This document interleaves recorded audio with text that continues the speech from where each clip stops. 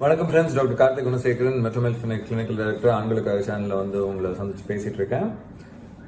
Testosterone. So testosterone பத்தி நான் முன்னமே வந்து உங்ககிட்ட பேசியிருக்கேன்.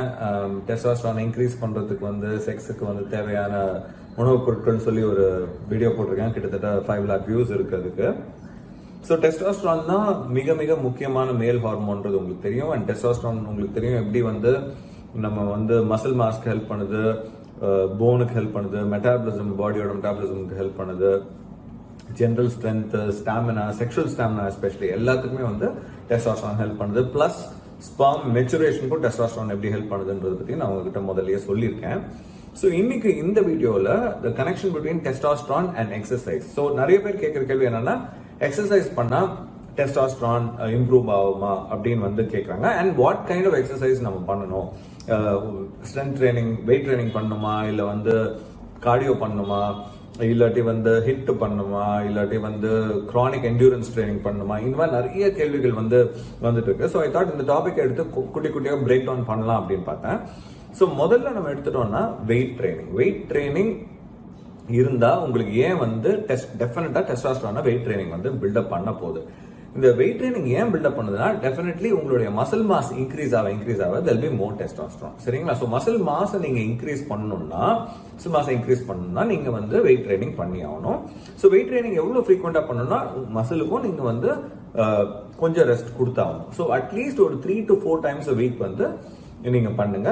95% எஃபர்ட் போடுற மாதிரி அந்த மாதிரி வெயிட் ட்ரைனிங் நீங்க பண்றது வந்து ரொம்ப ரொம்ப முக்கியம். So because of muscle mass, more testosterone. சரிங்களா? சோ வெயிட் ட்ரைனிங் வந்து நீங்க பண்றப்பையும் பெரிய மசில் குரூப்ஸ் டார்கெட் பண்ணுங்க. ஓகே, சோ பெரிய மசில் குரூப்ஸ்னா what do I mean? பெரிய மசில் குரூப்ஸ் பாடியில பாத்தீங்கன்னா பிகெஸ்ட் மசில் என்னன்னு பாத்தீங்கன்னா இந்த குவாட்ரிசெப்ஸ் மசில், அதாவது கால்ல இருக்கிற மசில், அந்த தொடையில இருக்கிற மசில் தான் குவாட்ரிசெப்ஸ், பின்னாடி இருக்கிறது ஹாம்ஸ்ட்ரிங். சோ இந்த குவாட்ரிசெப்ஸ் ஹாம்ஸ்ட்ரிங்கை டார்கெட் பண்ணீங்கனாலே மேக்ஸிமம் வந்து உங்களுக்கு பயங்கரமா வந்து அந்த மசில் மாஸ் வந்து க்ரோ ஆயிடும். நாட் தட் நீங்க வந்து பைசெப்ஸ், ட்ரைசெப்ஸ், ஷோல்டர் எல்லாம் பண்ணக்கூடாதுன்றது கிடையாது.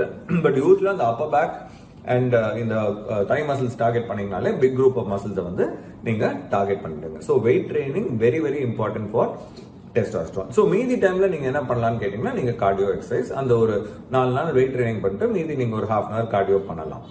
Now, இன்னொரு டைப் ஆஃப் எக்ஸசைஸ் எது வந்து நமக்கு வந்து டெஸ்டாஸ்ட்ரானை இன்க்ரீஸ் பண்ணும் அப்படின்னு பாத்தீங்கன்னா, ஹிட் அப்படின்னு சொல்லுவாங்க. அதாவது ஹை இன்டென்சிட்டி இன்டர்வல் ட்ரைனிங் அப்படின்வாங்க. ஸோ ஹை இன்டென்சிட்டி இன்டர்வல் ட்ரைனிங்னா என்னன்னு பாத்தீங்கன்னா, ஷார்ட் பர்ஸ்ட் ஆஃப் ஸ்பீட் இருக்கும். அதாவது ஒன்னு நீங்க அதுலயும் வெயிட்ஸ் யூஸ் பண்ணலாம், இல்ல ஸ்கிப்பிங் பண்ணலாம், இல்ல ரன்னிங் பண்ணலாம், இல்ல சைக்கிளிங் பண்ணலாம், ஸ்விம்மிங் பண்ணலாம், ஏதோ ஒன்று, பட் பயங்கர ஃபாஸ்டா பண்ணணும் அது.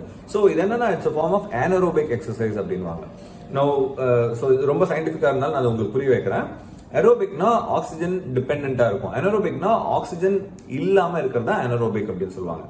ஸோ இந்த எக்ஸசைஸ் வந்து நீங்க பயங்கர ஃபாஸ்டா பண்ணுவீங்க. ஸோ ரொம்ப ஃபாஸ்டா பண்றப்போ ஆக்சிஜன் டிமாண்ட் வந்து உங்களுக்கு பத்தாது. ஸோ உங்களுக்கு என்ன யூஸ்வலா ஆக்சிஜன் எடுக்கிறீங்களோ அந்த ஆக்சிஜன் பத்தாதனால பாடி என்ன பண்ணும்னா, குளுக்கோஸை பிரேக் டவுன் பண்ணி அதுல இருந்து வந்து எனர்ஜி எடுத்துக்கும். அதனால தான் இது வந்து anaerobic எக்ஸசைஸ் அப்படின்னு சொல்லுவோம். ஸோ இந்த ஹிட்ன்றது என்னன்னு பாத்தீங்கன்னா, ஒரு 30 செகண்ட்ஸ்க்கு சூப்பர் ஃபாஸ்டா ஒரு எக்ஸசைஸ் பண்ணுவீங்க.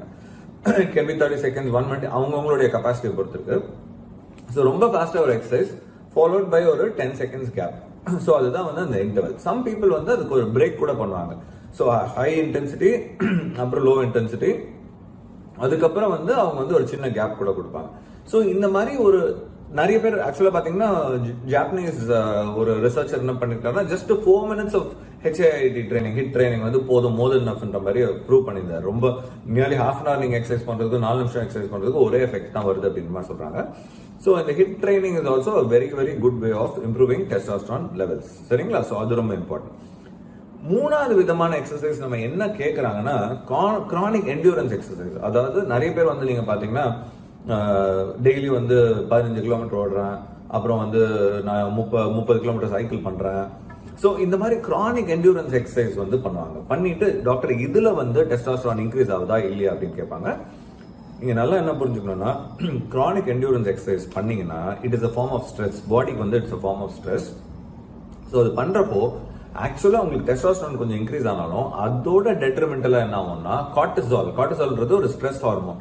இந்த கார்டிசால்ன்ற ஹார்மோன் வந்து இன்க்ரீஸ் ஆயிடும். சோ இந்த கார்டிசால் இன்க்ரீஸ் ஆச்சுன்னா நமக்கு டெஸ்டாஸ்ட்ரான் லெவல்ஸ் வந்து குறைய ஆரம்பிக்கும். ஸோ அதனால கிரானிக் என்டியூரன்ஸ் எக்ஸசைஸ் நீங்க பண்ணீங்கன்னா டெஃபினட்டா அவங்களுக்கு வந்து நிறைய சோர்வு வர சான்ஸ் இருக்கு. ஏன்னா டெஸ்டாஸ்டரான் லெவலும் குறையும், மசில் மாஸும் உடைய ஆரம்பிச்சிடும். ஸோ இது வந்து நீங்க ரொம்ப ரொம்ப முக்கியமா புரிஞ்சுக்க வேண்டிய ஒரு பாயிண்ட். டெஸ்டாஸ்டரான் ரீப்ளேஸ்மெண்ட்ன்றது ஒரு பெரிய டாபிக். பட் இருந்தாலும் சுருக்கமா நான் சொல்றது என்னன்னா, டெஸ்டாஸ்டரான் எடுக்கிறது தப்பு கிடையாது. டெஸ்டாஸ்டரான் லெவல்ஸ் கம்மியா இருக்கு, உங்களுக்கு வந்து சிம்டம்ஸ் எல்லாம் இருக்கு அப்படின்ட்டு இருந்தா நீங்க சப்ளிமெண்ட்ஸ் எடுக்கலாம்.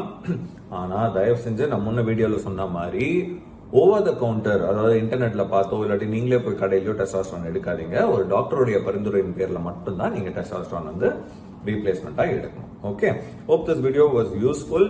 தயவு செஞ்சு வேக்சினேஷன் பண்ணிக்கோங்க, பண்ணாம இருக்காதீங்க. We don't know about the third wave. So அதுக்குள்ள வீட்டில் இருக்க எல்லாரையும் வேக்சினேட் பண்ணுங்க.